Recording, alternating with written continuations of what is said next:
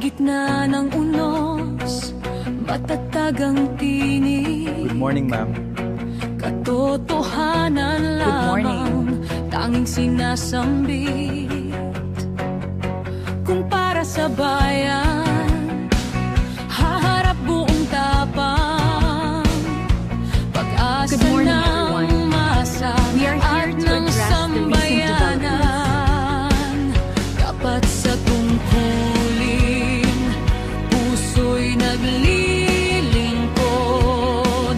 Ang tinig ng bayan, siya'y walang takot. PICC, Pambansang Edward Pierre Castro, tanglaw ng pag-asa, ilaw ng bawat puso. Tapang at tangal, sa hangin ay sumisiklat. Para sa Pilipinas, isang awit ang lilipad.